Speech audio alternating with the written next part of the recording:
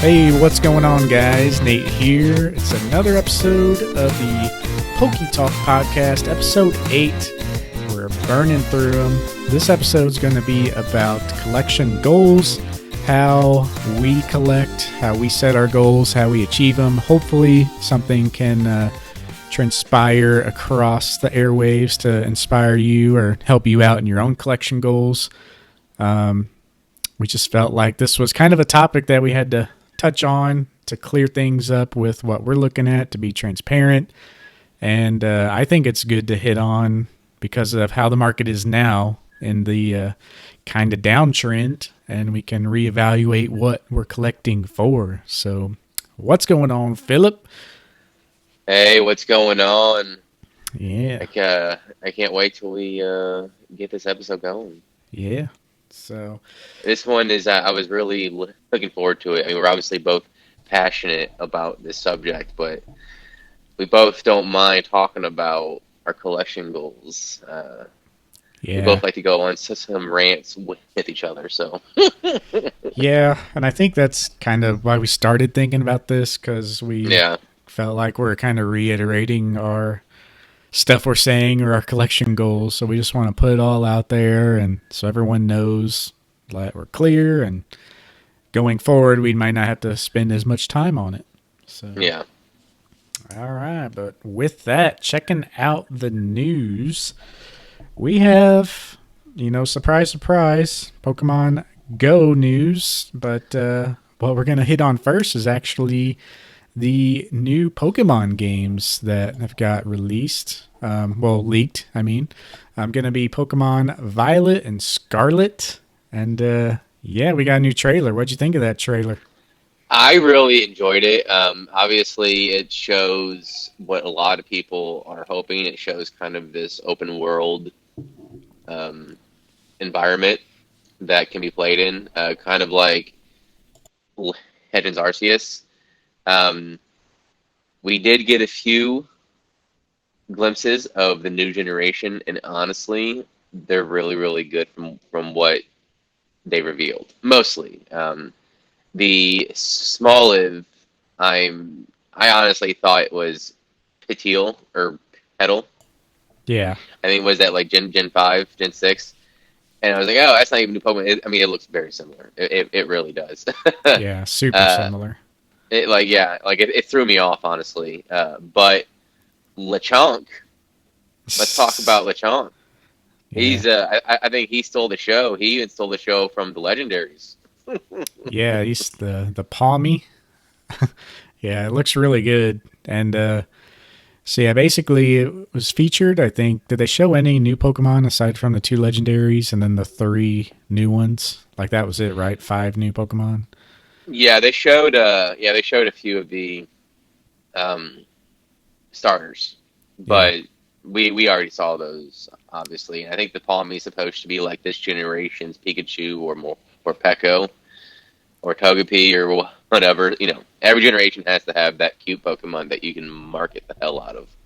Yeah. So what'd you think of all the designs? I mean, you said you liked the Palmy, but what do you think of the legendaries? We got Koraidon So and Miraidon, or don't even know how the to say them, but yeah, the legendaries. At first I was like, I was trying to study them, and they're not bad. I think they're pretty neat, especially Miraidon or Miraidon. I don't know if it's supposed to spell it like Macedon yeah. or whatever, but I think it's pretty cool. They look like they're salamander based, like they're based off some sort of like some salamander or lizard design. I'm not really the most informed of the Hispanic culture. I assume they derive something from the area. I would hope. Yeah. But yeah, I'm probably gonna get Violet. I'm always attracted to the cooler colors, and honestly, I think he looks cooler. Like he's got like this. It's like this light energy or whatever it is that it looks like it like this like a how a frog has its Yeah. abdomen or Kind of whatever. like Yeah, glowing. yeah. Yeah. What about you? I Well, I'm not a fan of flashy stuff. Um, I just think they're too busy. Um, I like kind of the designs, but I don't really like how they're, I don't know, they're standing up. They look like something out of Battle Styles to me, Mm. honestly. It's just got busy, they try to make it cool. Maybe it's cool to like, you know, I mean, it's obviously cool to some people, but I don't know if how kids like react to that, if they really care about that stuff, but it's just something that's always been with me, like just the busyness of something. I'm real minimal, real simplistic. I love simple design. So this is just kind of too busy for me. However, for all the other Pokemon we saw, Palmy, Lechonk, and Oh Lord, he Smolvy, coming. like all of those I absolutely like love. Like this to me might be the best generation just from like what Pokemon they showed. Like I love the starters. They kind of went back to a more simple look. And then these three new Pokemon, the Palmy, Lechonk, and Smolvy, they are even simpler, and I just love that simple design. They're not trying to do anything crazy. They just made what looks to be like, you know, just classic, original, simple characters that could have been thrown into Gen 1, it looks like. If, to me anyway, that they just got that Gen 1 simplicity that I I would love. agree on that, but I do like the creativity that they attempted with the legendaries, especially since Sword and Shield. Yeah. Those were okay, but I felt like it was kind of stupid. Like you had one literally carrying a sword and one literally carrying a shield. Yeah. Um, I mean, it worked. They are pretty cool. I have come to appreciate those legendaries, but I think out the gate, these legendaries are better than their prior generation counterparts. Yeah. I I don't know. I just think good design isn't this essentially. I don't know how to explain it. Like I feel like the more simple you can make something and still have it be cool, like that tells more about a good design. Whereas like this, they just kind of, to me anyway, how I interpret it, they just kind of added feathers or added flames or added glowy stuff until it looked cool and not like went into the good design aspect of it. But I mean, that's just two sides of the coin. I mean, they look okay to me, so that's just me being super nitpicky. But Yeah. because like I don't know, Pokemon like Dragonite. I mean, I guess he also had a lot of character from the show, but he was big and simple design and powerful. Like he was just a cool Pokemon, and even newer stuff like Gudra. He kind of had the same thing. It was simple yet unique, and then this is just like taking a Gudra and adding a bunch of flair on it to me. What I like about it, it's given me a lot of Jurassic Park vibes too.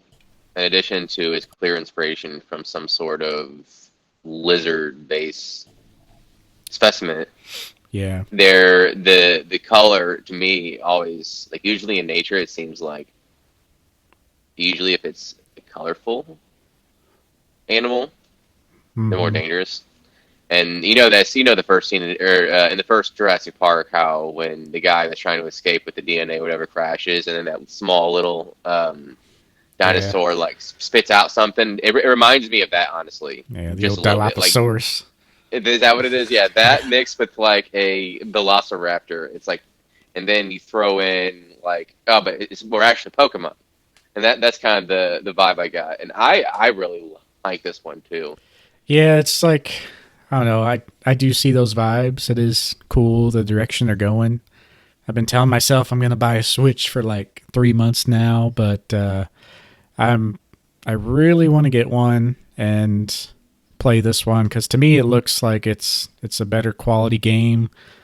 Sword and Shield kind of lacked. Arceus kind of lacked in some aspects, but the gameplay was there.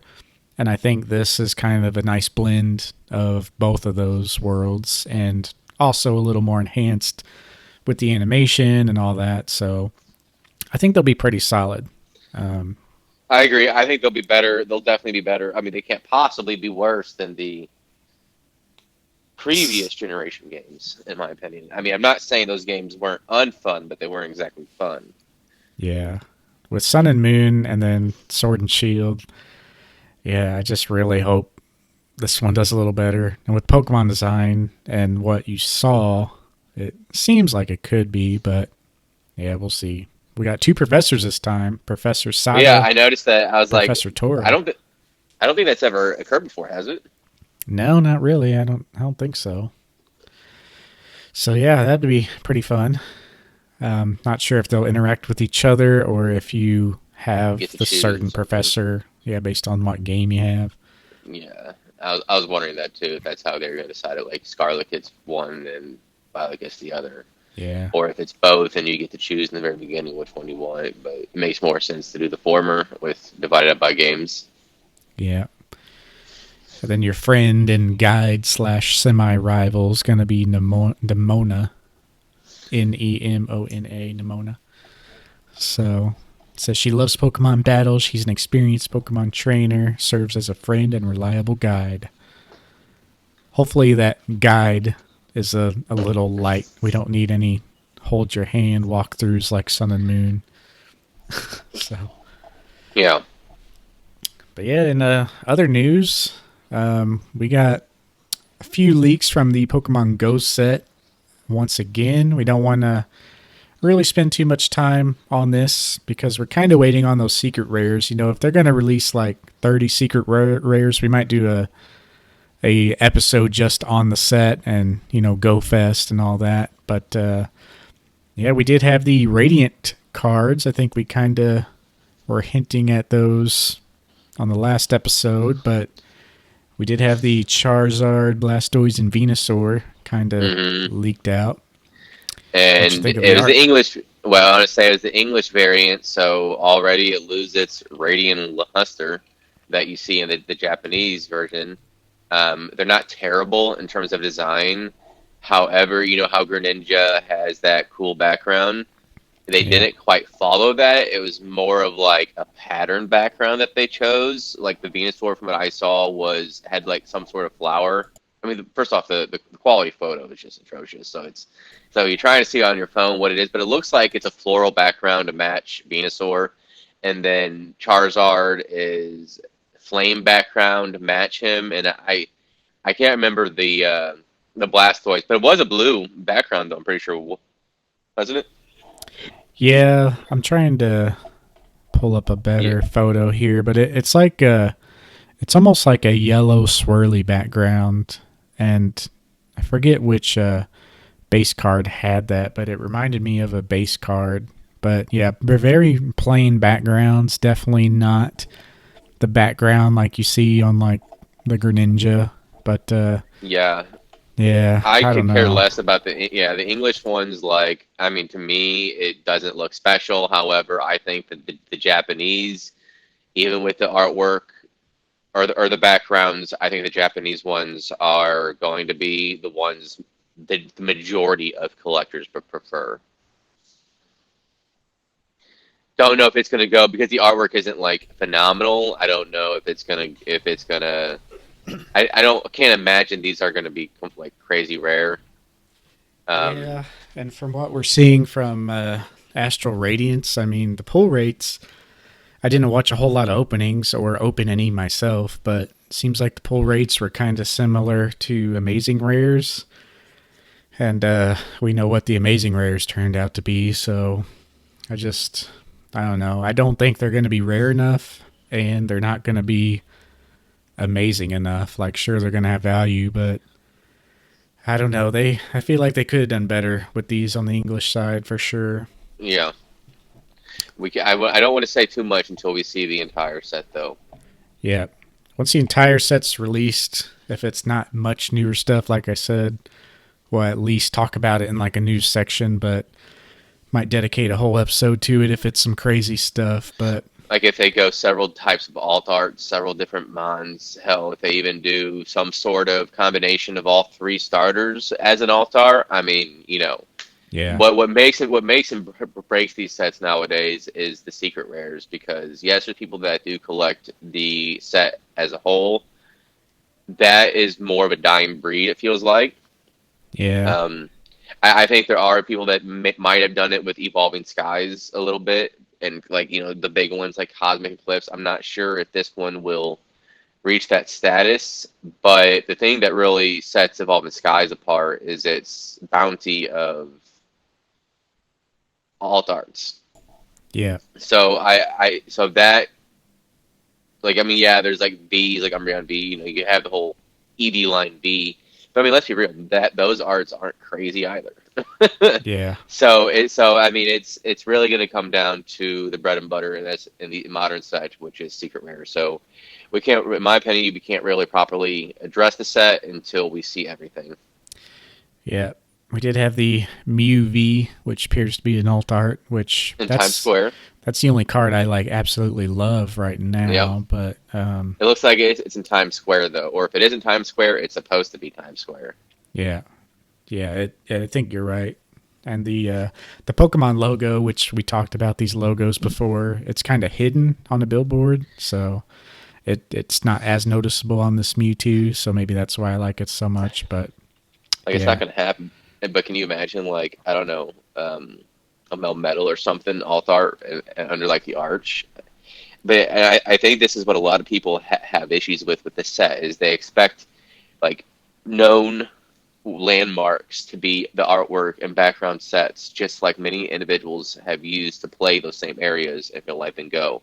And I feel like if we don't see those, a lot of people are going to be disappointed in this set. yeah, and we're kind of hitting the mark on like Blissey on top of a gym. Like that's the Yeah. stuff you like. But if it's just like kind of just seems like another set with just like city backgrounds. I mean, it's not really as magical enough. Um, we do have the Ditto sticker cards, which is a really cool little gimmick for the set where you pull like a Bidoof, but it has a little Ditto symbol and it's actually a peelable sticker that is a Ditto underneath.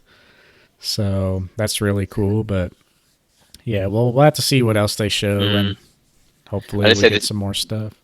the starters they have of commons are actually really, really cool. And I Yeah, and they're mean, each holding those a are cool. gift, which is kind of Yeah, I cool. like that. I like that. Yeah, and the artwork is adorable for all of them. So, like a lot of people are trying to focus on the negatives when they're saying like, oh, it's just like I mean, it's just like Star Wars, right? Yeah, Like the Star Wars fan base is probably the worst fan base in the entire world of all fandom. Let's be real. And one of the main reasons is because individuals expect a certain type of writing or a certain storyline or a certain character or whatever, and if it doesn't reach the expectations that they set for themselves, they hate it. They hate all of it. yeah. And I I'm think we gotta be careful not applying that as collectors to this set just because we're seeing it piecemeal wise. We need to be patient, in my opinion. yeah. I'm a avid lover of RuneScape, and anyone plays RuneScape out there, I feel you. But that's definitely the most toxic community. So if y'all play RuneScape, Okay. hit me up. Okay.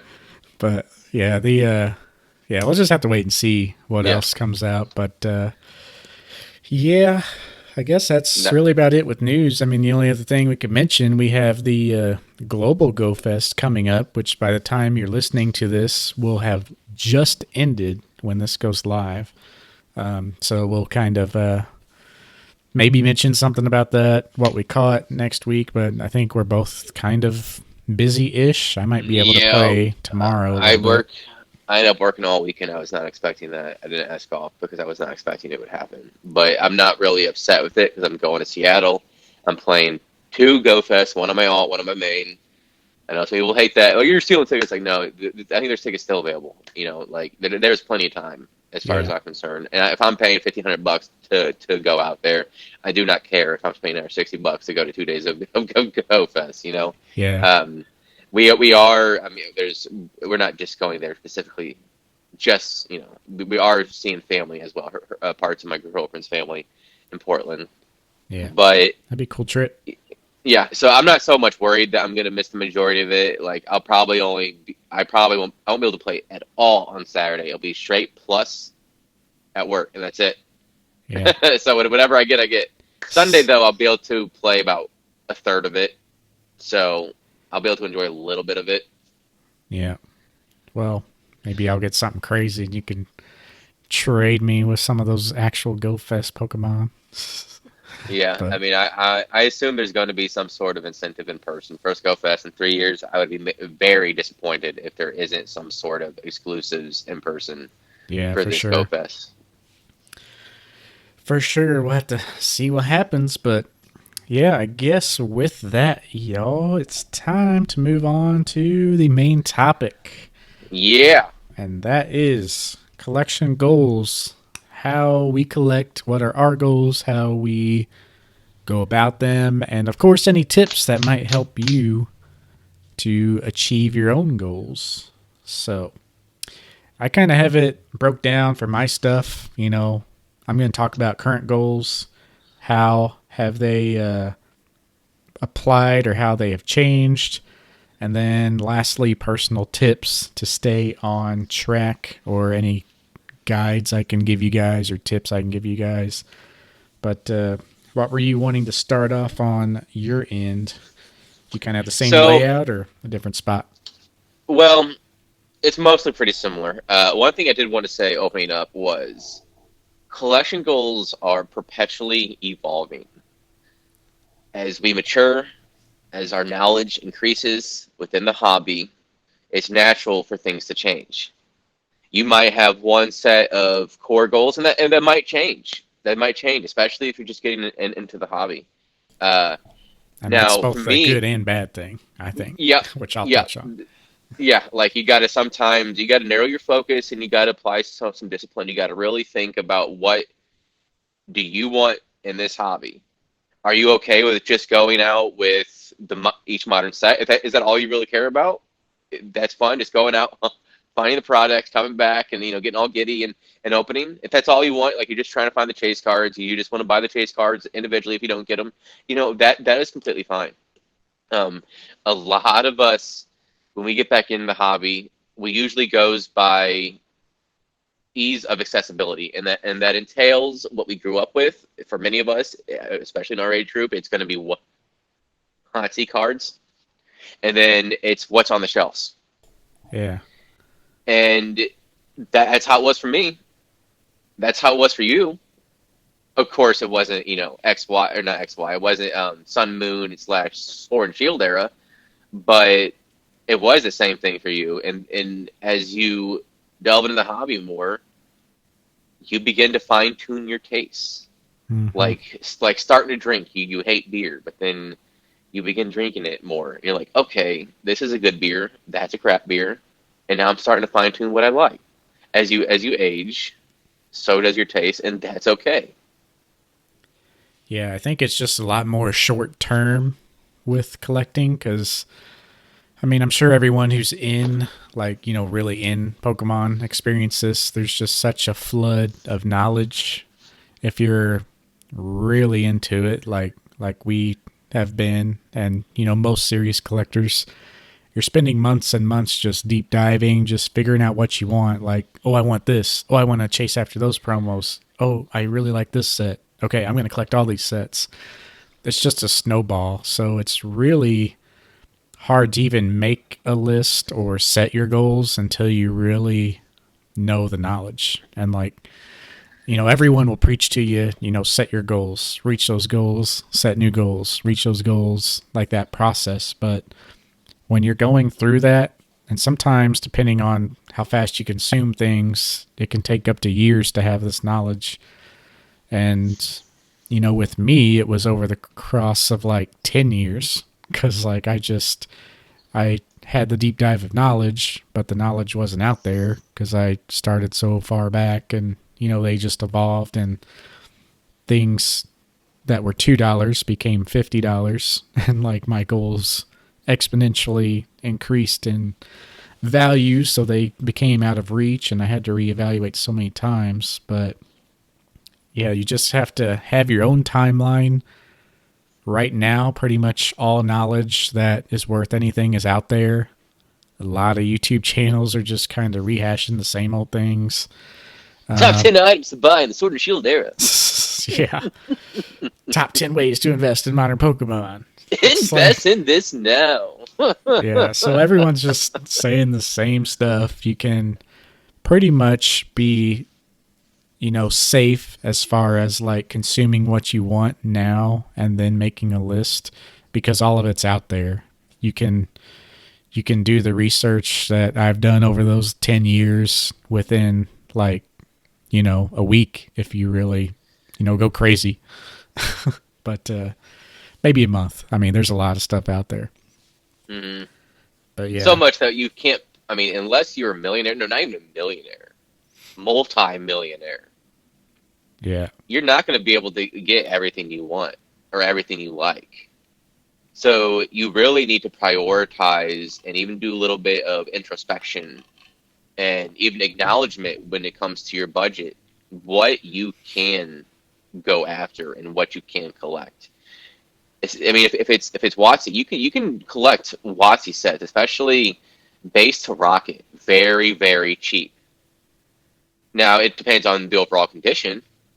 Base set, you can still get decent condition for the unlimited to this day and near mint. I mean, when you get to the hollows, certain hollows with like the big three does start to get a little pricey. Yeah. But you'd be surprised how cheap you can collect those sets. It's actually cheaper than modern sets because there's no secret rares, and it's just good old hollows. Yeah. Yeah, but like there might be a hollow worth like $100, but like that's the big card of the set.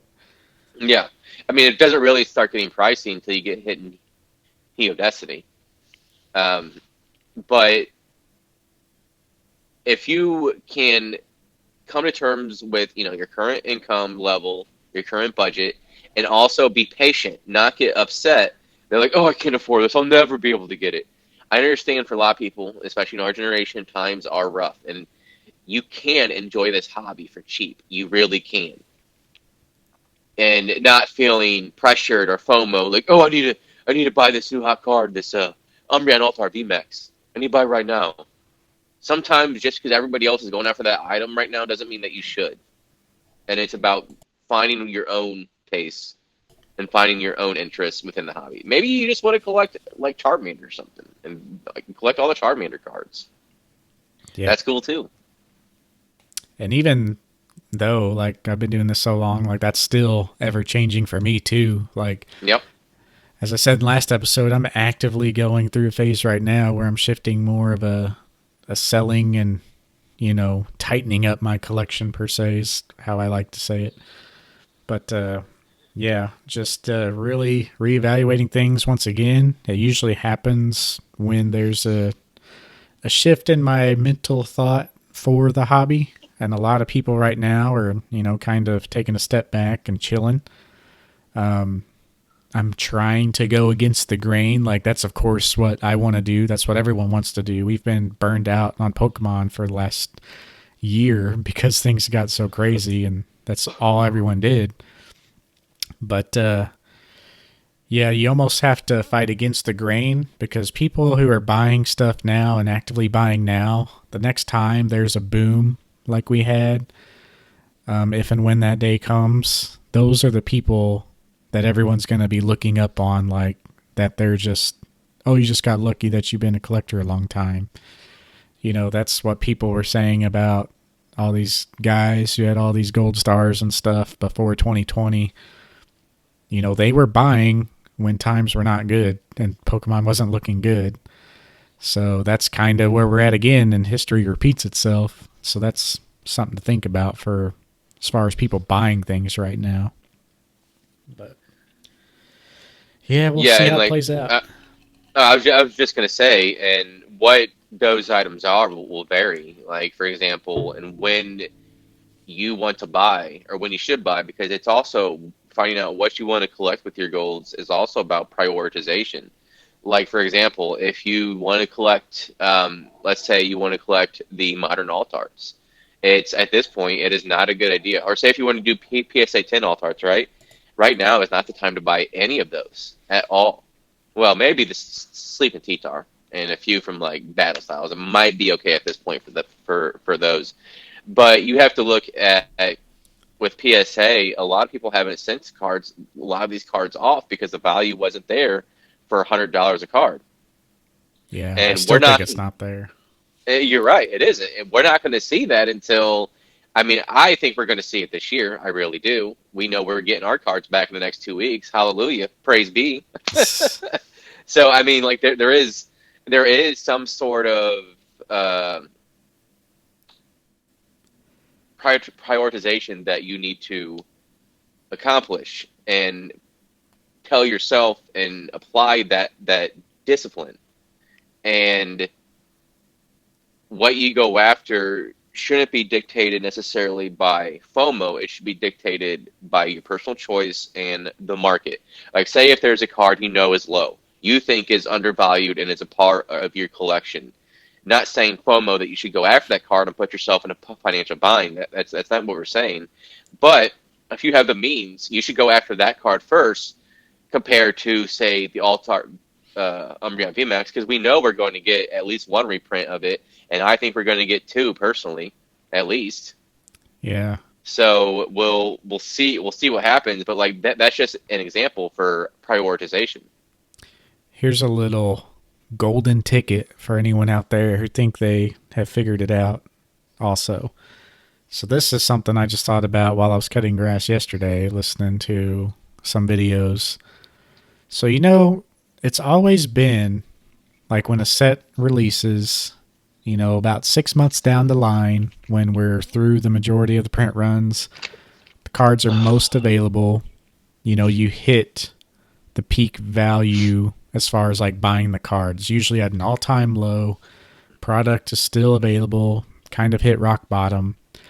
And so a lot of people are thinking, like what you just said, like Battle Styles was so long ago, and a lot of people graded that card, there's a lot available.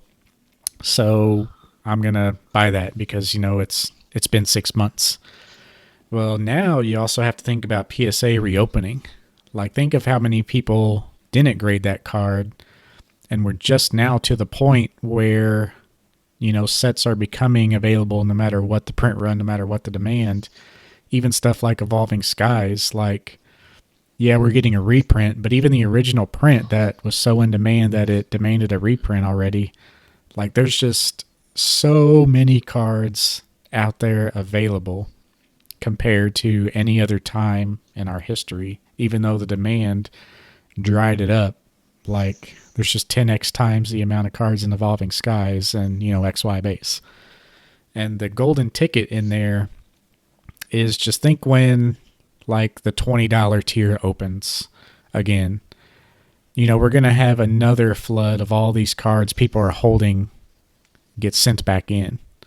So I still think they can just drive the price low. And one good example of that is the Greninja Gold Star from Celebrations.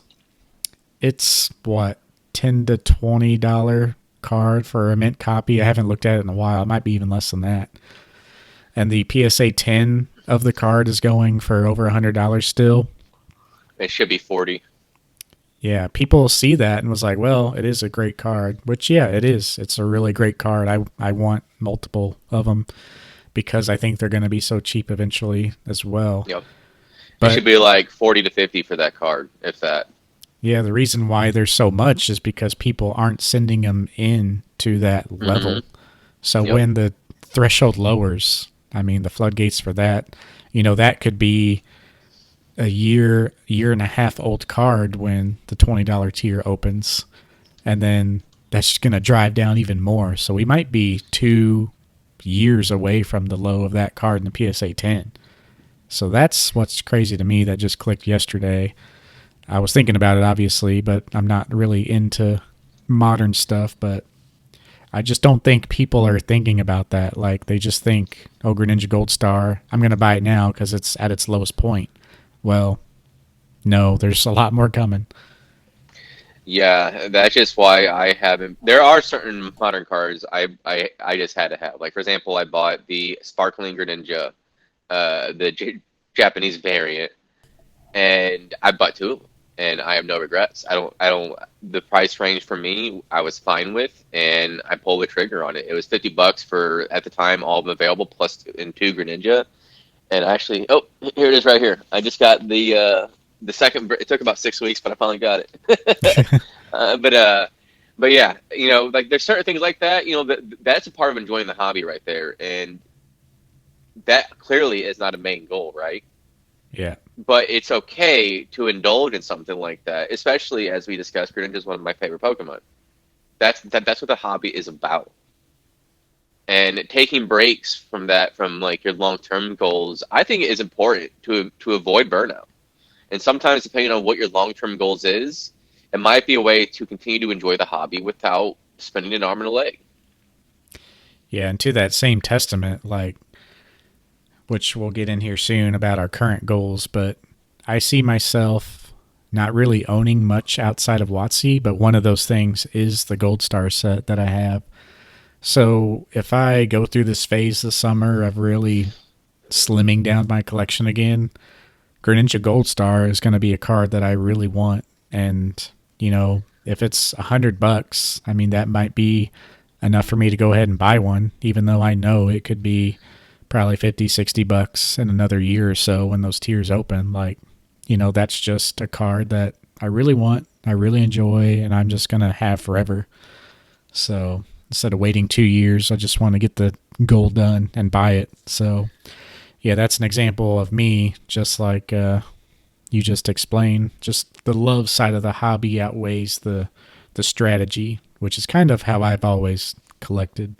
So, but with that, what are some of your current goals right now? What are, like, on a personal level? That was kind of a good So, overview, but yeah, what are you chasing right now?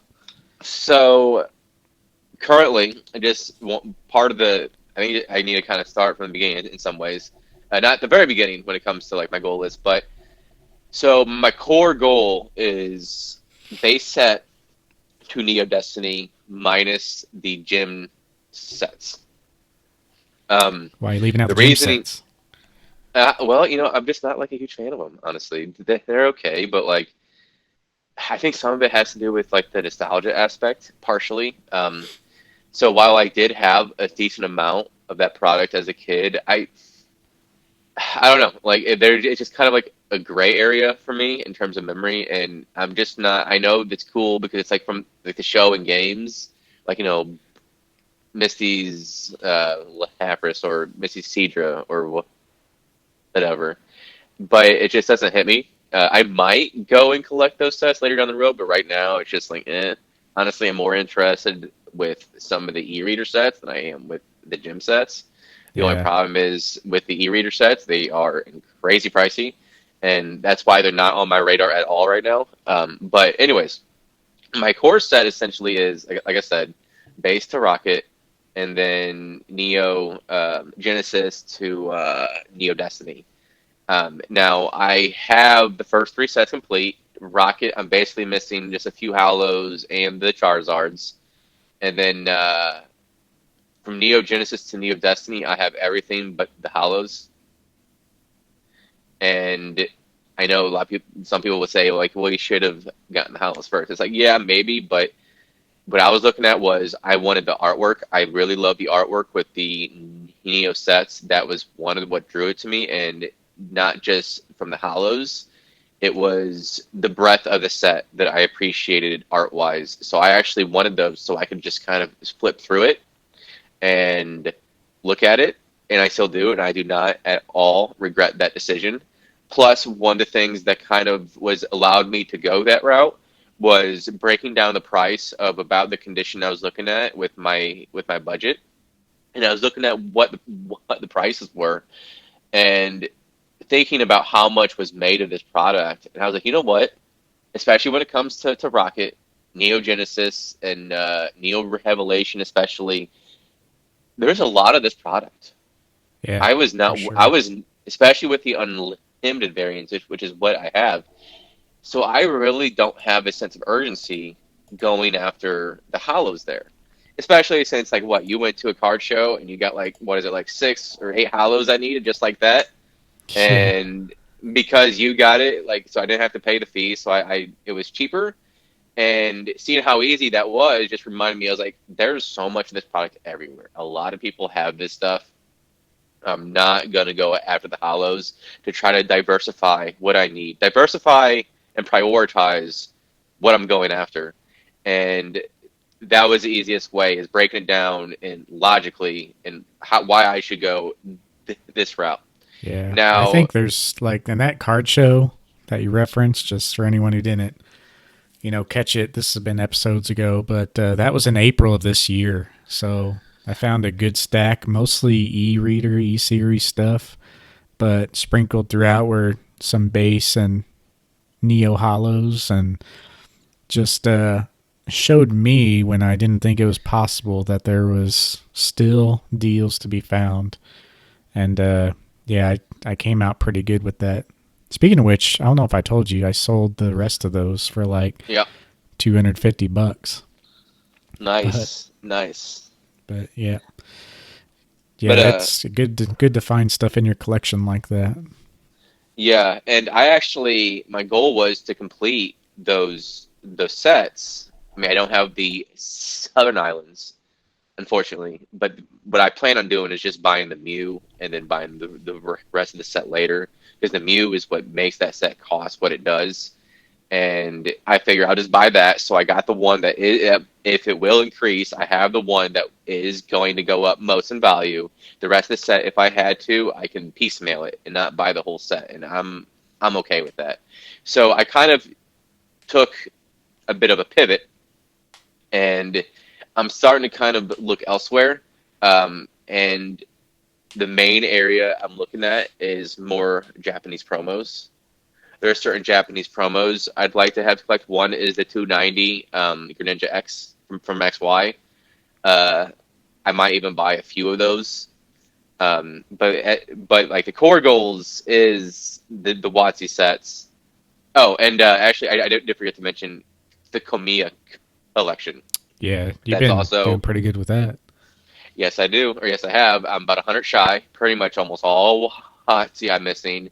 But the reason why I don't have the complete is because I'm going near mint first edition on what I can and on everything. Yeah, So it's going to take a little bit longer, and I'm okay with that. So you just got to be patient. Like I mentioned again with acknowledging your budget. Like I know I've mentioned this before, but I'm about to move in like 3 weeks, and so that's going to cost money. I just had wisdom teeth taken out, and there was a craziness where the job the business I was working for went under. So I lost my job, didn't have dental insurance, blah blah blah. Had to pay everything out of pocket for the wisdom teeth surgery.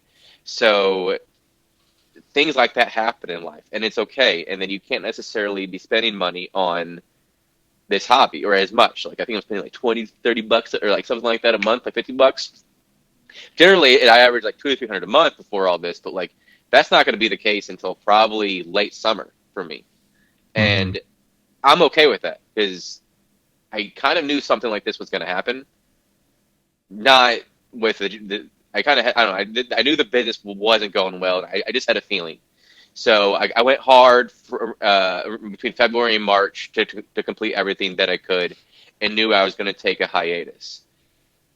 So we kind of see like what my main goal is. This like the core goals, and then there's one more thing that I consider part of the core goals, and that is the vending series set, red, green, and blue from Japan. And the reason why that is important to me as the core part of my collection is because of its history to both the hobby and with the games. The sets coincide with how the games went, area by area, and the artwork even are very inspired. Not all of them. There's some like very creative, like you have the first Illustrator cards are in those sets, and those obviously don't look like the games at all.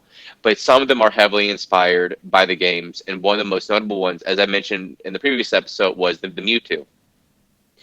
And the artwork of these sets are some of the best in the entire TCG. And I don't think, I mean, I think it's defendably, either if you want to collect, say you just kind of do all three of them, top five, definitive top five set, Yeah, maybe for even sure. top three. But there are side things, but like since I finished like my core goals in the Kamiya, I'm being patient on. It allows me to kind of go in other areas with other interests. And I mentioned the Japanese promos. There's some I can't possibly buy right now, like the Mario and Luigi Mm-hmm. cards. Um, I'm those are still some of hunting the for a Mario, but I'm really wanting to wait to see yeah. if it goes down a little lower. Yeah, and then you have the Battle Festas. You have the twentieth anniversary one. Obviously, can't get that. So what I decided to do for myself after mostly completing these type of goals and being patient with the Kamiya cards, because most of those cards aren't going to go into the stratosphere, even the first editions. Will they increase? Yes, but his artworks weren't the definitive artworks like a Rita was. He didn't have the honey makers when he first started. But because he is Kamiya, he's basically most people's or one of the most people's favorite artists. So his stuff is a little bit more pricey, but not crazy.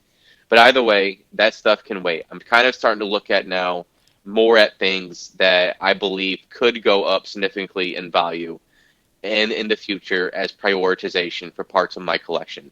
And there is part of me that is looking at things like buying multiples of things. Like for example, I plan on buying multiple of that 290XY Greninja in preparation Mm-hmm. for selling one down the road or even two.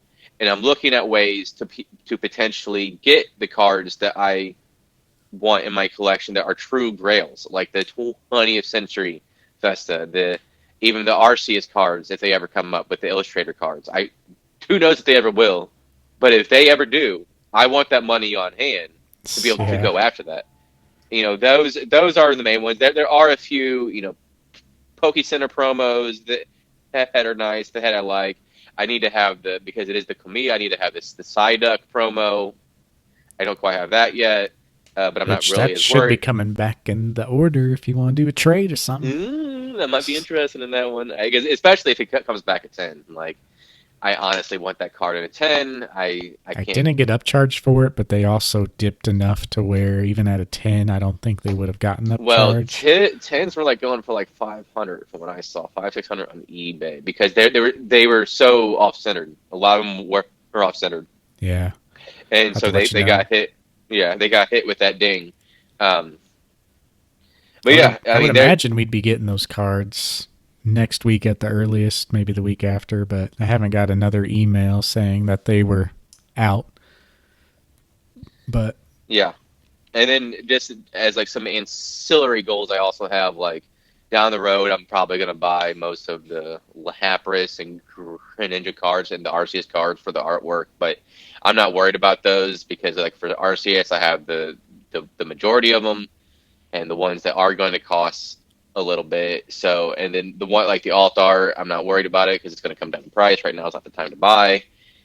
So it's okay to set like your core goals like I did and even stray from them because you kind of want to venture into something else. And for me, if you have a lot of interest within the hobby, I think that's the best way to do it to continue the interest and engagement in the hobby. mm-hmm.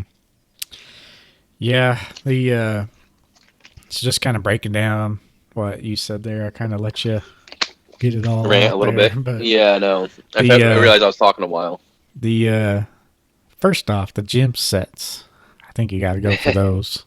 I just love those. They have both, I think, the best and worst artwork of WotC.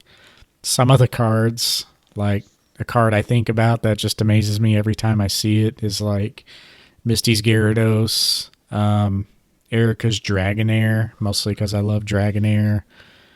What are some other ones? Like Blaine's Moltres. Some of those cards are just, they just took it to the next level. Like we were still kind of getting the boring, simple artwork of like Rocket, but we were starting to dabble in a little more artwork. You know, base Jungle Fossil were kind of basic. The Rocket sets you started seeing, you know, like Dark Blastoise, Dark Charizard have a little more flair and stuff like that.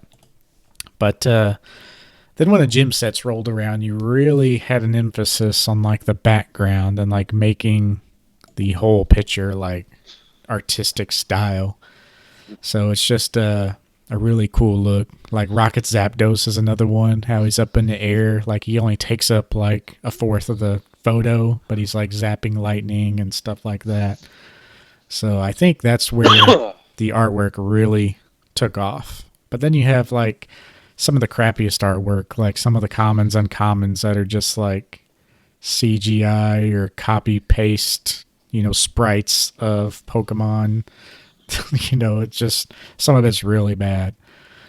Um, Yeah, I mean, I'm not opposed to it, and a part of it, like, and the reason was I didn't have the whole entire set, and I wasn't passionate enough to enter that just yet. I mean, maybe I might go after them just for the completionist standpoint, so I can say I have everything from base to Destiny.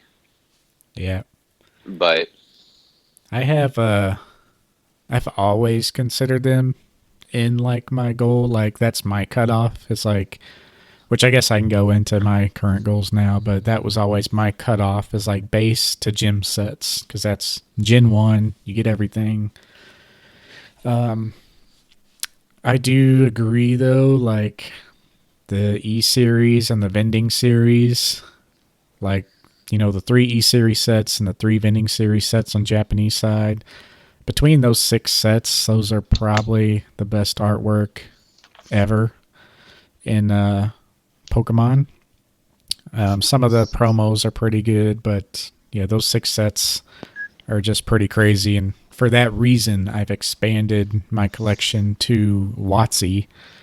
So I never really collected the Neo back in the day because they were pricey, but they are part of my collection now.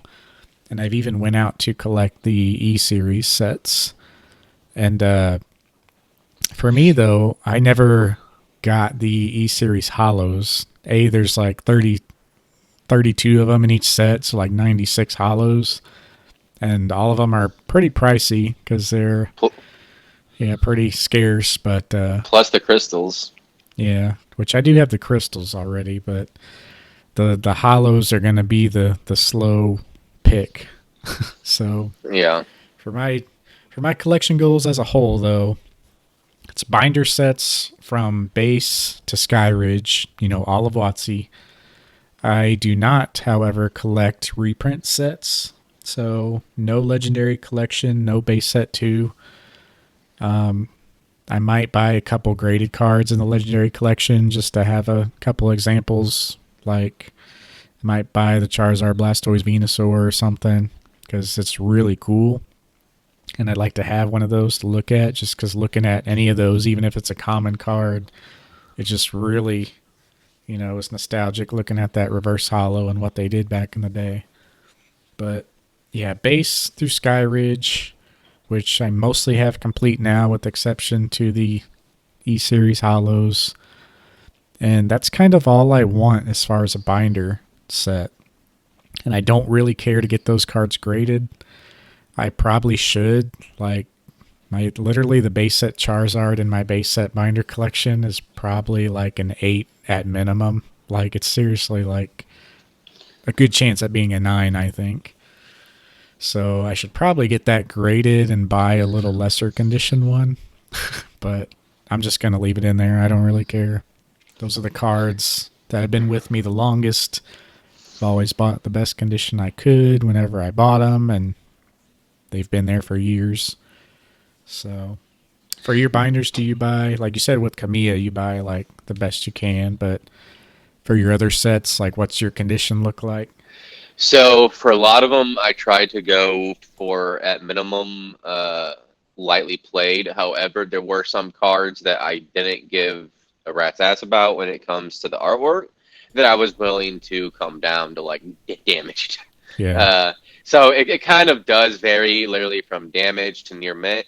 A lot of them are going to be in that lightly played to low moderately played range.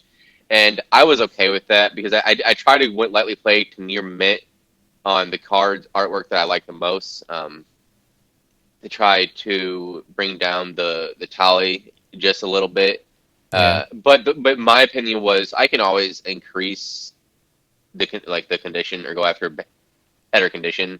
what you said also has a lot that you know we could go off a little bit, and sometimes it's okay to sell your near mints to get a moderately played version, so you can use that difference to go after something else in your collection that you value more. For And that's sure. something that I know you've done that, and that's literally what I'm planning to do. Like, I mean, that's like, yeah, I got the binder sets, but I'm all these cards I'm trying to go after. It's going to take time, and I'm going to have to be patient with it. And the best way to do it, because I can't be spending $1,000 of my own money. I mean, I am spending $1,000 of my own money, but you know what I mean on one card right now. I need to get that money into the hobby and then be able to flip it to go up to the next level of cards I'm trying to go after. Yeah, that's And the thing I for me too. yeah, yeah, It's like yeah, when I put money into binder sets, it's just money that I'm throwing into the hobby and I'm never going to get back, because those are the binders that I plan on keeping the longest. They're probably the thing that I'm going to keep in my collection the longest, probably until I die, unless I absolutely need the money. You know, and they're the things I look at the least, but they're my favorite things to look at. Like, it's kind of a weird area. Like, I value them. I want to put money into completing those, but it's like they're also going to be with me forever, and I look at them the least because they're stowed away. But yeah, pulling out those binders and flipping through those, like just looking at all those cards in order, they're just like the best thing for me, just to go back through it all and see it all throughout the years. But yeah, I don't know. I just want to complete those sets and just be done with it. I'm probably going to complete everything except for the e-reader hollows. And I don't know. I thought about selling my e-reader sets because I have the complete non-hollow sets of all three. And that alone shows all the artwork, because all the hollows are also like a normal non-hollow card. So that's been okay with me.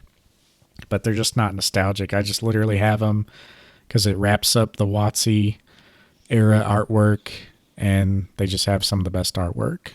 So I don't know what will become of that. However, I do have a Japanese binder as well, and that has the vending series. Same thing. I love the artwork. So it has vending series 1 through 3. And also it has a complete VS series, which is the Gen yeah, 2 gym sets that we never really got in English. yeah. Well, So there was a set, but only like one person has it. yeah, yeah. So some of Yeah. them, yeah, got released in English at the Tropical Mega Battle because they were play testing them. But If you were in Hawaii during then, you didn't get it. yeah, I think there's like five known sets or something like that.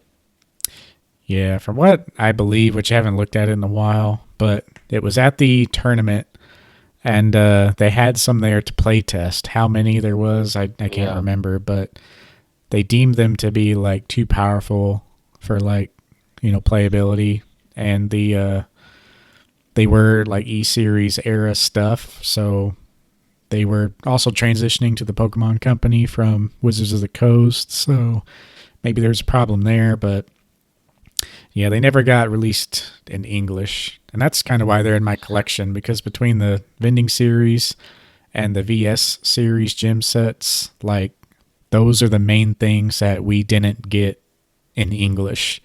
So I feel like in collecting all of WotC, I had to have those too.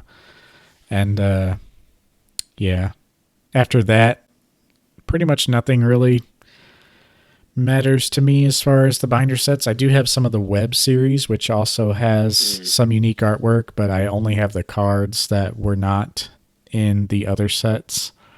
So I have like there's the University Magikarp artwork that was actually printed in the web series, so I have that card.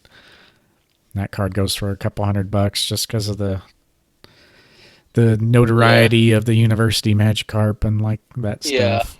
How you had to go about getting it with writing the essay and sending it and all that.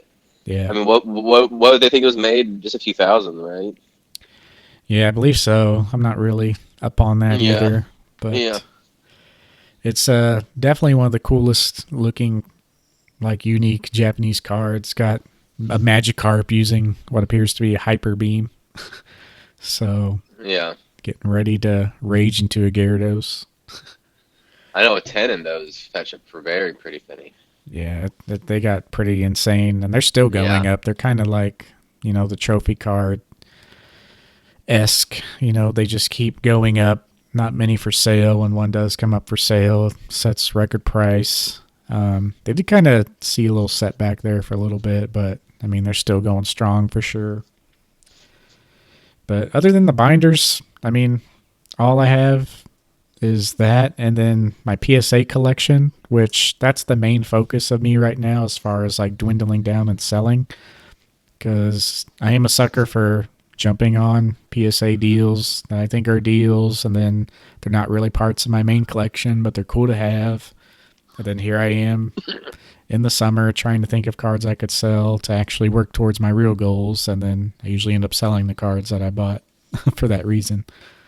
But my main focus is the WotC binders, then the Japanese binders has the vending, and the VS series, like I said, and then anything outside of that is Japanese promos graded. So that's my graded collection is Japanese promo cards, and the only non-Japanese goals I have as far as graded stuff is the gold stars, which I have all those, which I really need to grade. But yeah, that's really about it. As far as anything that I buy PSA wise, I really want it to either be a gold star or a unique Japanese promo. I have some things that are like iconic to the hobby, like special delivery Pikachu that I've kept. Yeah. Evolution's Charizard that I kept just because, it's iconic to the hobby. So that's the stuff I'm looking at selling. It's like, well, that money could go towards grading this other stuff that I actually need graded, or the binders or whatnot. I have a set of the McDonald's hollows of all the starters just because that was so nostalgic. Running to McDonald's, getting those cards during the hype. So stuff like that I Still might haven't. keep. Honestly, I just want to say I still haven't ate McDonald's since then.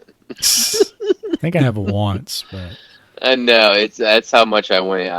Oh my god, I had so many Happy Meals, and then I gave the majority away to homeless people. But yeah, that I think it was like for like a 2 week period. I think I had McDonald's like 8 days, and it was like 4 Happy Meals or something like that a day. It was like, oh my god.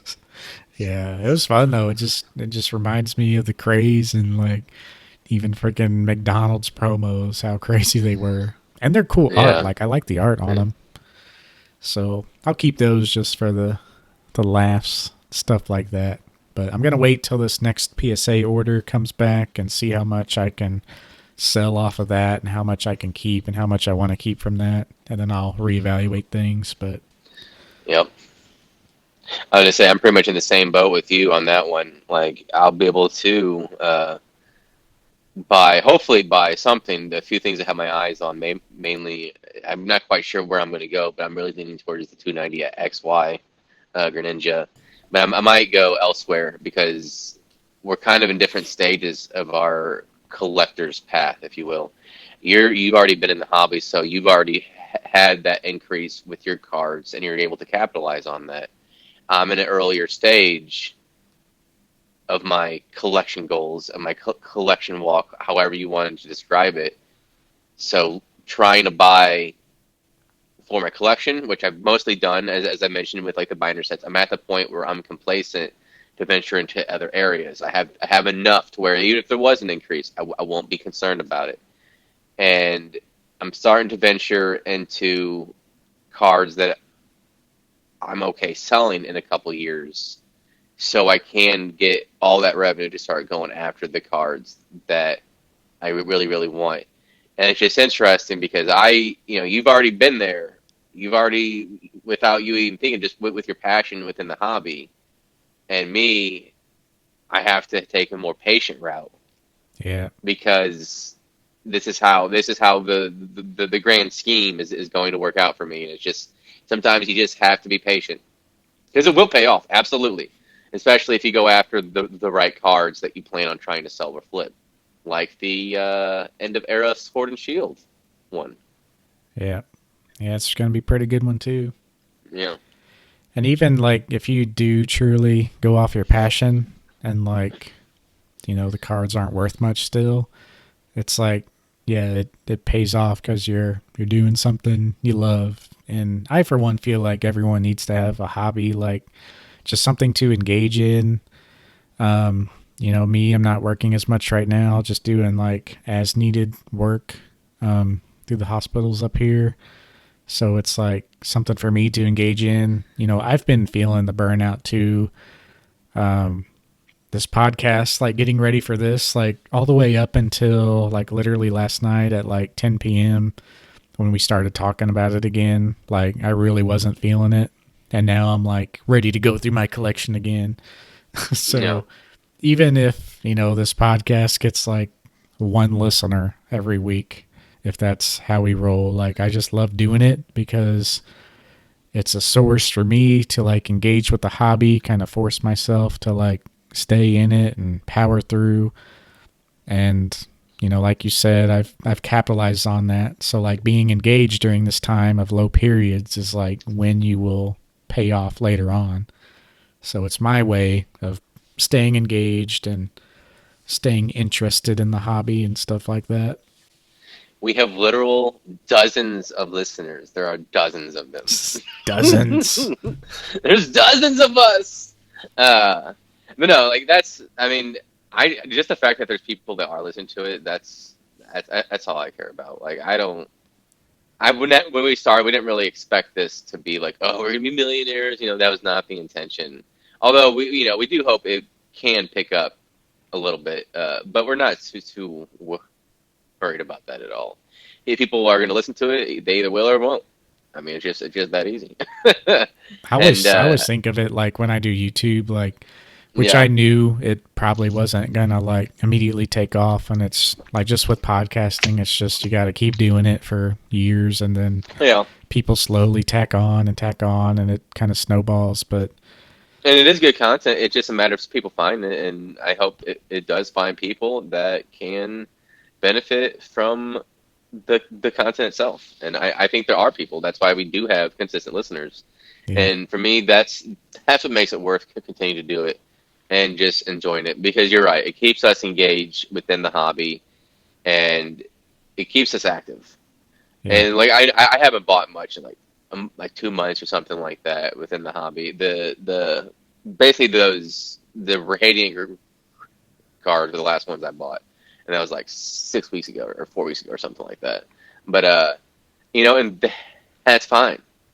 yeah, It's okay to, and even go into other hobbies. Say, I don't know, say you like golf and you weren't able to play golf too much, or you say you like going to concerts, and the reason why you haven't gone to concerts is everything with the pandemic. But now that things are kind of getting back to normal, you can pursue that passion again as well, and you kind of have Pokemon on the back burner. But you know what?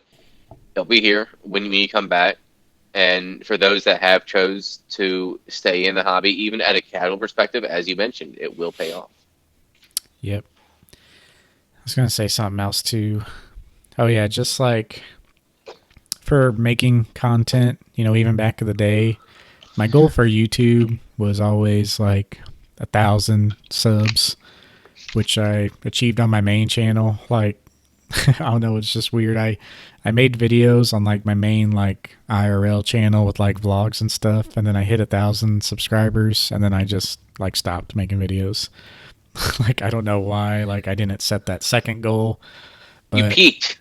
yeah, I was just like, you know, and still I get people commenting. I uploaded Pokemon videos on that channel, like the difference in first edition, shadowless, and base set. And I still get people commenting on that video, which maybe that's where most of them came from because that one took off. But I pinned like a comment like, hey, I have a Pokemon channel now. If you're interested, watch this updated video where I talk about the fourth print as well. But, YouTube algorithm's funny in that way. But I do want to put more effort into my Pokemon channel this summer, starting pretty much this month. I mean, I've been talking about this for a while. Well, I have more free time to actually be more creative, and that starts next week. So Yeah, we can have a video of. I would love to. Let's have a video of us opening the cards, if possible. yeah, yeah, got more opportunities coming for sure. The first list that I made for what I wanted to collect was all over the place. Like I'm looking through it now, and holy cow! Like every era is hit. uh, Just we yeah, were in that it's period like of all that info yeah, that I was talking about. You just and that's why people need to wait until they have that knowledge because you just like, oh, I want this, I want this, I want this. So perfect yeah. example of that. I mean, literally everything. Like okay, so complete Komiya collection. Uh, I got Team Rocket, all the Neos on here, the Level X cards, WotC promos, new products at the time like Starbirth for Japanese, Arceus Brilliant Stars, Celebrations Gold cards. Uh, all the Hidden Fates, PSA 10, Black and White era, Full Art Zeke from Reshiram and Pikachu, all, those secret rares like the black and white one, Japanese Tag Team GX, the box, and then you got the Tag Bowl box, you got the Dream League box. And Yeah, then it even goes further because I also broke down all the collection for like the games I wanted to, like all the Ratchet and Clanks and Halos and all that. yeah. That's how But I yeah, am. Like I have a running list of like everything I want on my phone, but it's like real small. But for Pokemon, yeah, my stuff changed too. The earliest thing I can remember, obviously base jungle fossil, which I completed pretty quickly. So it was like 100 to 150 bucks total back in the day. hmm Um, One of my earliest goals where I was like really into the hobby was when Legends Awakened came out. Um, and I made a binder, and it was like, I set my goal like, okay, I don't want to collect these whole entire sets, but I want the secret rares. Like every time a secret rare came out, there'd only be one to four or five in each set. There was nothing like 30 like you see today. But it was when the Platinum was out and like Rising Rivals, they reprinted like the Scyther, Electabuzz, and Hitmonchan, I think it was, as hollows from base set. So like those were the three secret rares of the set. And like all the secret rares were like a unique thing. Like they reprinted the base set Charizard with like an updated artwork in Stormfront. So I had a whole binder of every secret rare, starting with Dark Raichu all the way up until next Destinies, which was the return of the EX cards. And that all fit into one binder, which was crazy. One 360 card binder. And I had little inserts, paper inserts of each card, like where each card went. There's one set, I think it's Unseen Forces, that has a secret rare of every single unknown letter. That was in the binder. So yeah, it was a nice daunting task. Like looking back, I wish I would have just stuck with that collection because that would have been cool. But the reason I stopped that is because they started releasing like so many secret rares. Full arts were just a thing in the black and white set with the Reshiram and Zekrom. And then Noble Victories had like special Meowth and then like a full art in. And then something else like a special Pikachu, I think, in the black white set. So that's when they started to change for more secret rares. And I was like, all right, this is just going to be like impossible. And then I did that thing I do again. I slimmed down my collection. I sold all that stuff and, reevaluated my goals. But yeah. Real quick before we go on to other topic, though, we did our current goals, how they've changed. What about personal tips? Like, what's your number one tip for setting goals in your collection? Like, what's your way of doing it? Well, we kind of hinted on quite a few tips, didn't we? About prioritization, using your budget, using introspection into your personal interests. Like we did kind of give out a lot, but one thing that I'd recommend that this is what really helped me to narrow my focus was write things down that you want. Either use a Google spreadsheet or um, use if I minds and color note on my phone, or even write down by hand if that's what you prefer. You know, fun little thing to do.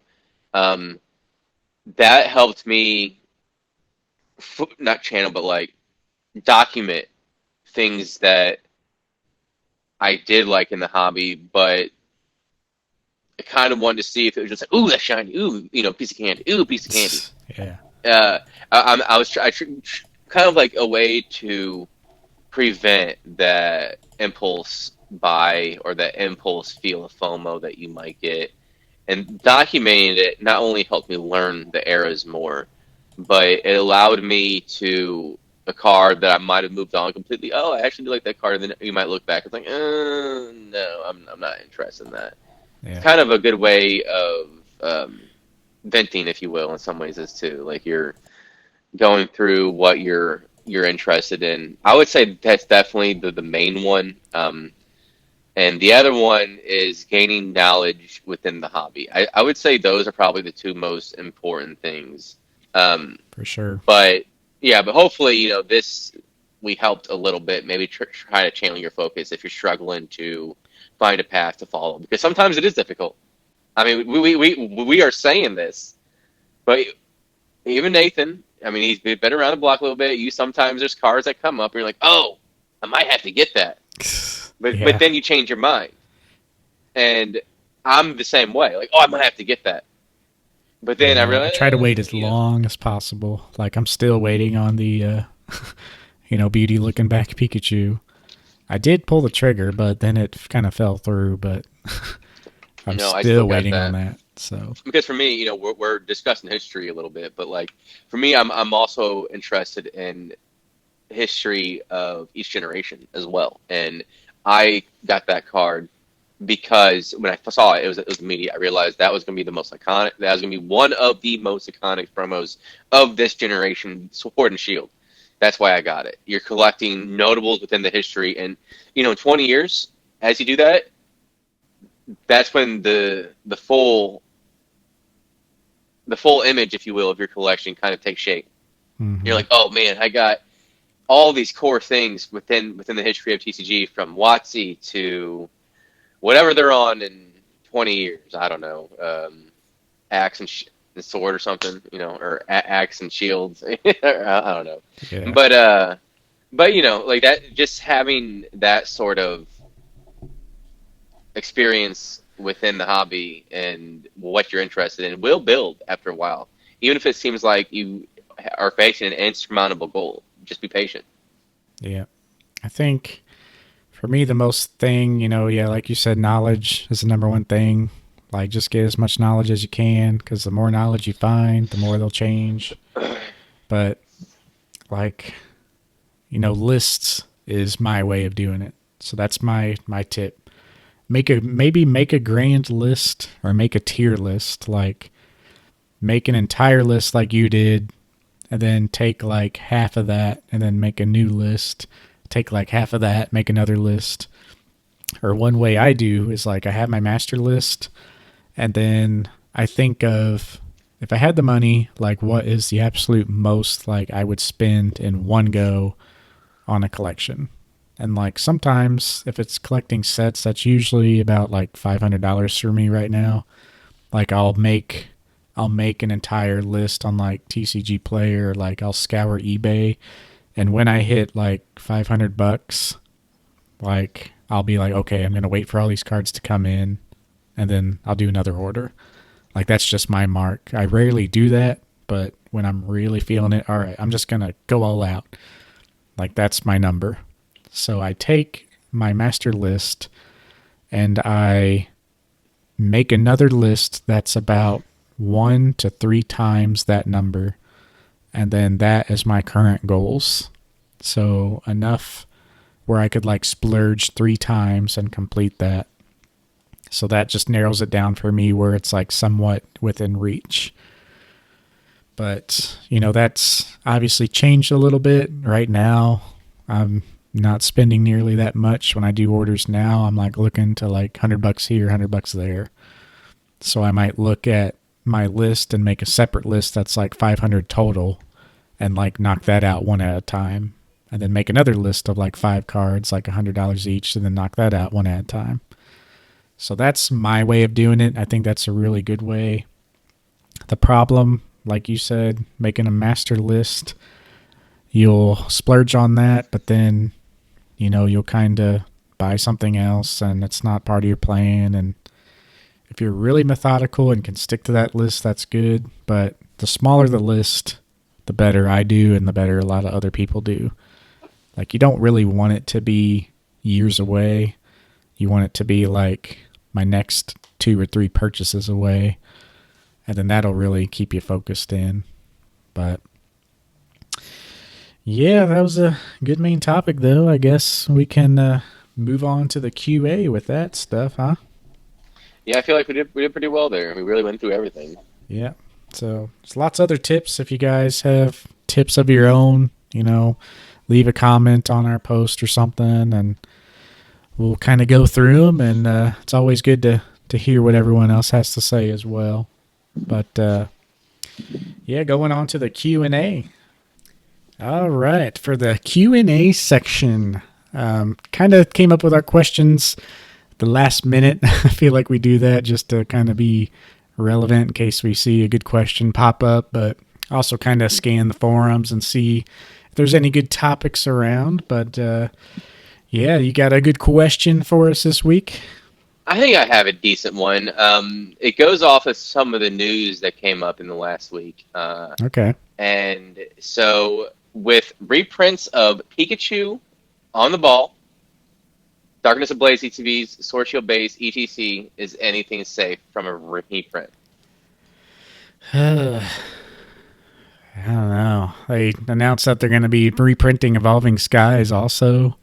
Yeah, and I guarantee you there's going to be at least one more reprint after that, because the set will be in rotation until 2023, August of 2023. Yeah. Probably September, because that's technically the full 2 years. So that takes us to the end of the next season's championships.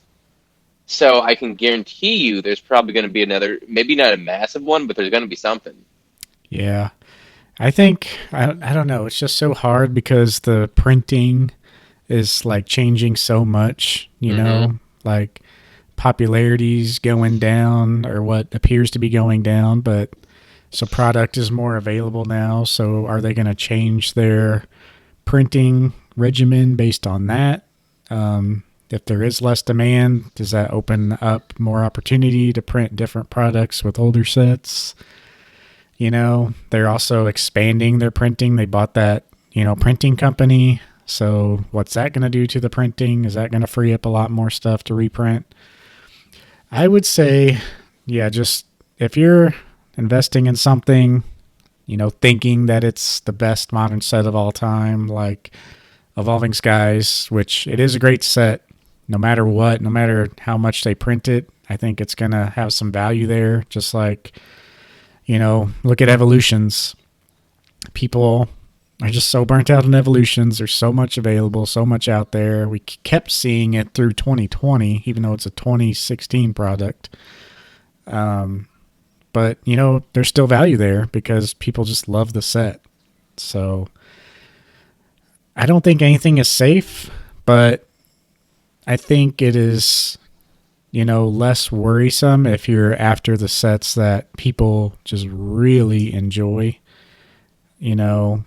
If it's a set that's kind of in the middle, that it needs a reprint because the demand's there, but it's not the most loved set, those would be the ones to really stay away from, because those are the ones where if they get reprinted for whatever reason, they might, stay pretty low for longer. But sets like Evolving Skies, even though we are getting a reprint, like, that just makes me want to be on the lookout for a Evolving Skies booster box. Because if I see it out there for $100, like, I'm going to scoop it up.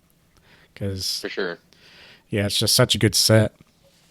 But, yeah, I don't know. I don't think anything is safe. When I think of modern, I think even all the way back to Shining Legends and Evolutions. So the fact that we saw Evolutions pop up here and there, I'm not sure what it could mean from things before then, but anything 2016 to now is definitely on the table for sure. But Yeah, yeah, I don't I know what don't you think. see them. Well, I don't see them going back to evolutions. I think there's just a lot of there was some sort of distributor or they had some warehouse that just had a lot of products still left over, Yeah, which is indicative of how much that set was printed. Um, Now, I think really you got to go back to Sun and Moon era.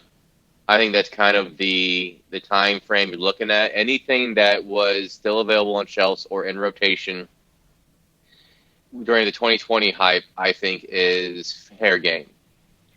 So that includes basically 2018 sets and onward, which 2018, I think Shining Legends was 2017, late 2017. Is that correct?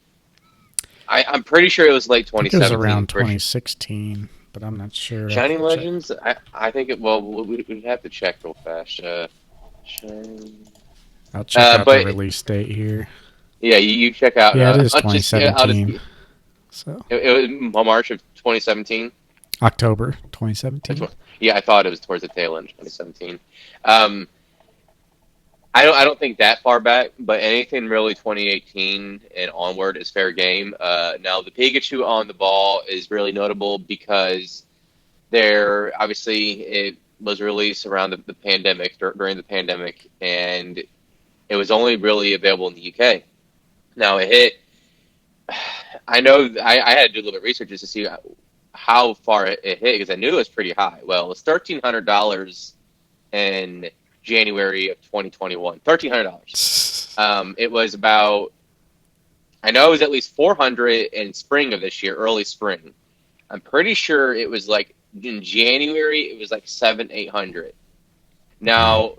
Now they're going for about 80, $90, and they're going to re-release these promos to a gaming chain for game stores, and that's going to send it down probably to like the $30 range.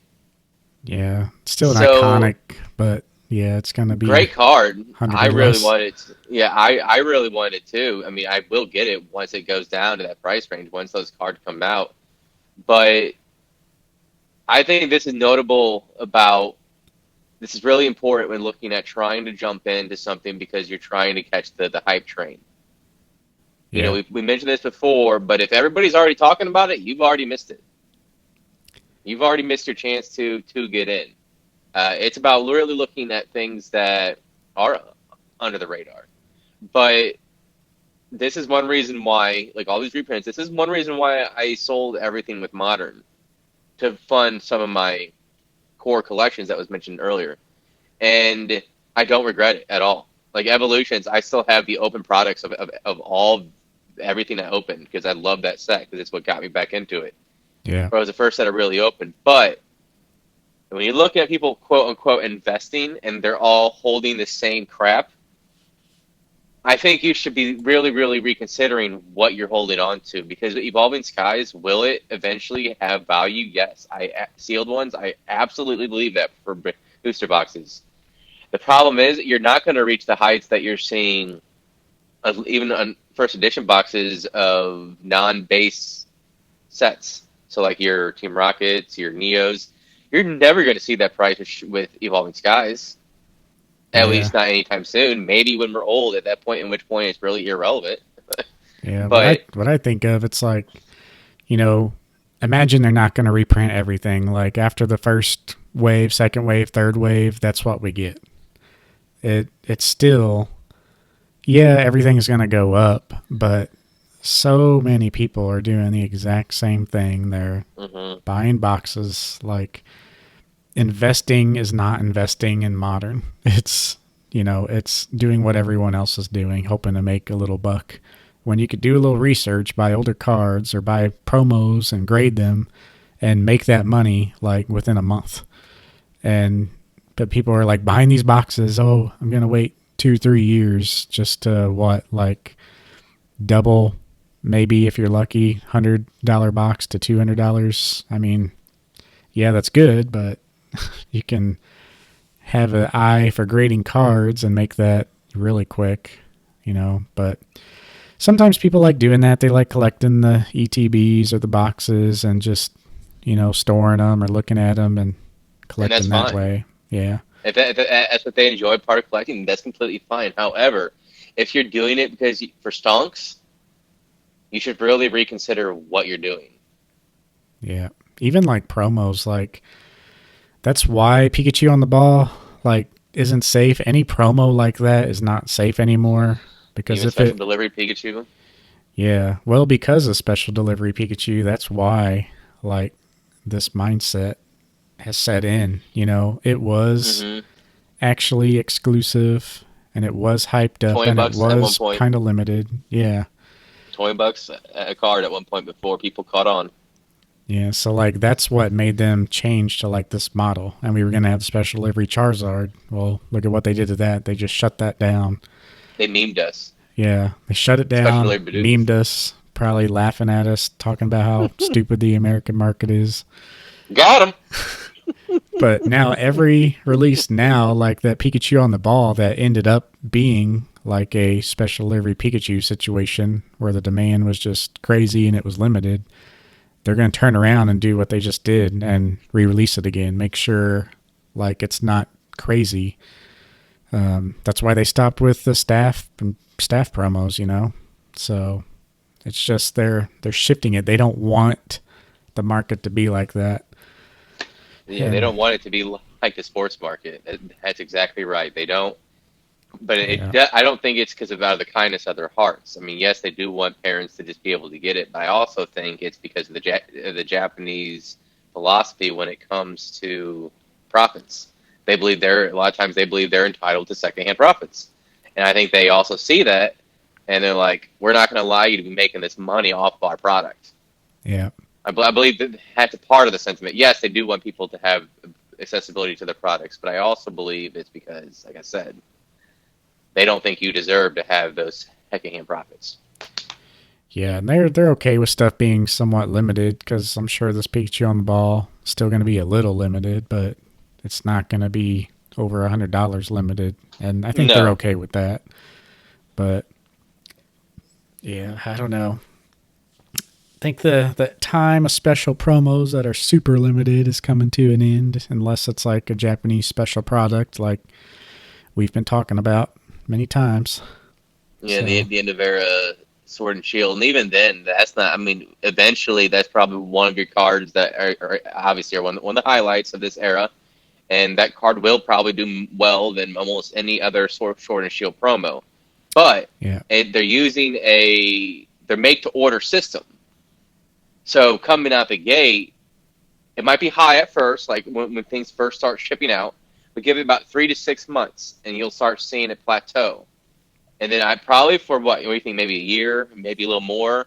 It may trickle up a little bit, but not as substantially well. But then give it 10 years, and like you said, being in this hobby during a time when other people aren't will pay off. And this is a perfect example. yeah, for sure. Well, for my question, it's not as in depth or like such a talking point to that. Kind of a lighter question. Um, so yeah, what made me think of this question is like that the hobby was kind of reaching a low, a lot of people getting burnt out and whatnot. But I feel like I've done this, and so I'm curious to what you have to say. But Okay. it's what is the easiest way for someone to expand their love for Pokemon? So obviously it's going to be different person to person, but if you're burnt out, you're tired of cards, like do you venture out into anything else, Pokemon, or what do you do just to kind of diversify your interest or keep your interest in the hobby? Well, first off, you got to listen to the PokeTalk podcast every other Sunday. That's Yeah. how you maintain interest. So what I like to do is, there's sometimes you can't always be spending money. It's just not feasible. It's just not practical. And for me, I maintain my love for Pokemon and playing Pokemon Go to various degrees of intensity, obviously. Yep. But then I also even watch the show. Yes, I'm a grown man and I still watch the Pokemon show. I don't go out to like the try to find a streaming service to watch it dubbed. I don't need it that bad, mainly because almost every site I try to find is just cancer in some ways. Yeah. But these are ways that I've always done it, and I really like the show. I really like Go. I like how this new series, how they're doing it. I think it's great. I think it's probably the best since the original, or one of the best. But that, and I'm in Discord groups, and I'm in subreddits for Pokemon, and that's how I maintain it without always being just like buying the hobby or trying to hunt for the product. Which, I Yeah. mean, I don't have to hunt the product anymore. I go to Walmart every single day. I mean, not every single day, but every single time I do, there's plenty a product available.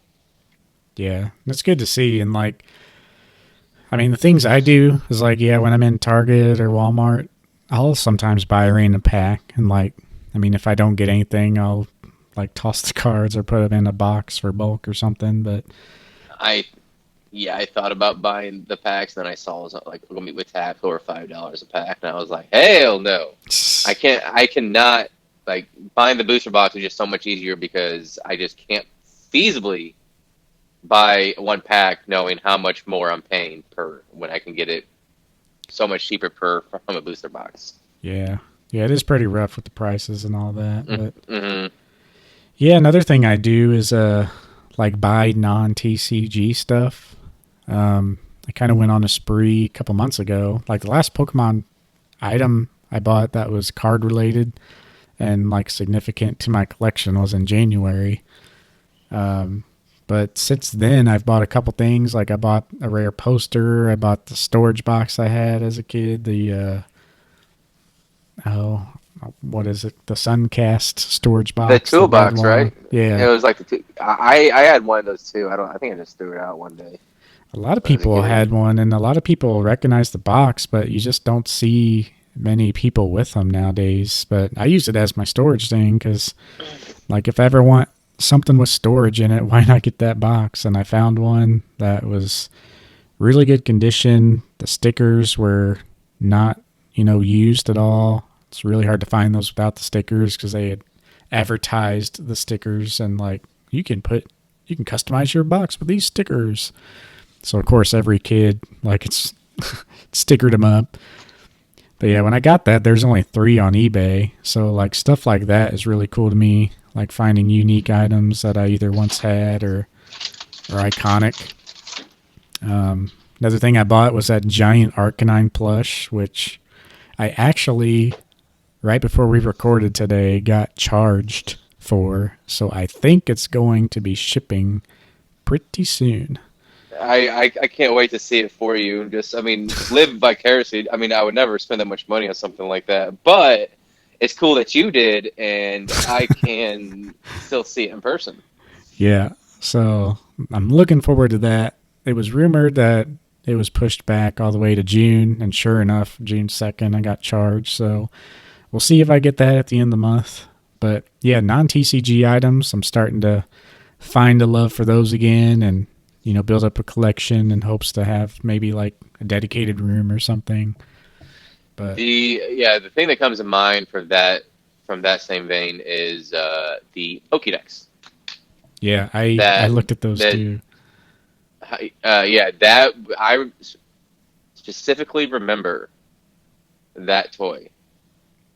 Yeah. And yeah, that I got that for Christmas one year. I think I got that and that toolbox and the same Christmas. We need to do like a video or podcast of like our top non TCG items. It's like we As got long as it's not like the other stuff we see on YouTube, I'm down to do that. It's just let's try not to delve into that yeah, same concept.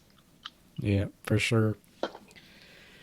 And yeah, I mean, if I don't want to spend money, another thing, like I like to draw. So like maybe one day I'd hope to get into like making more artwork or like unique drawings of Pokemon. If I ever got back into drawing again, it's something that's kind of been in the back of my mind, but have a lot of stuff to do. So whenever I'm just dead bored and caught up with everything, nothing to do, I might get into that a little bit again. But yeah, there's plenty of things to do out there to Yep. get in your love. I might be buying a Switch with a new game coming out, so probably be doing that a little Just get bit. it. Just stop talking about it. Just do it. Yeah, I need to.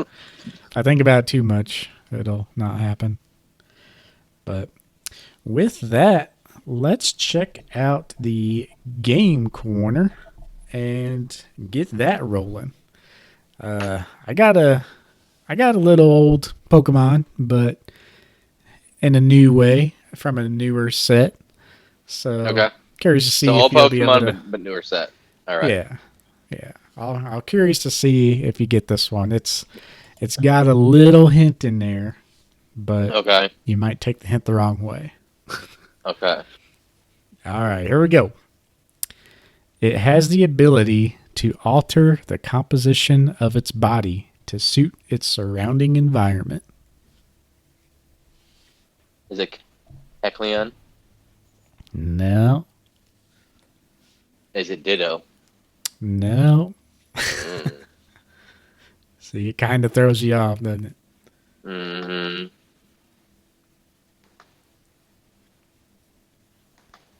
Repeat it once more. It has the ability to alter the composition of its body to suit its surrounding environment. It's almost Oh. like misleading, tricky.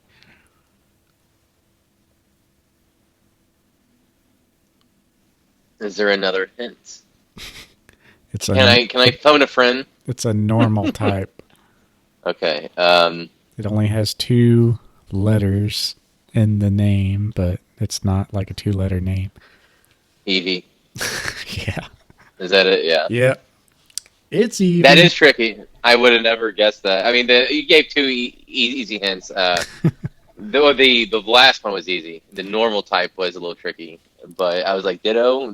It's perfect. Yeah, You know? I figured you would like take it as like a Kecleon or morphing, and it is kind of misleading because I guess but it does because of like the evolutions. If you have the stones, yeah.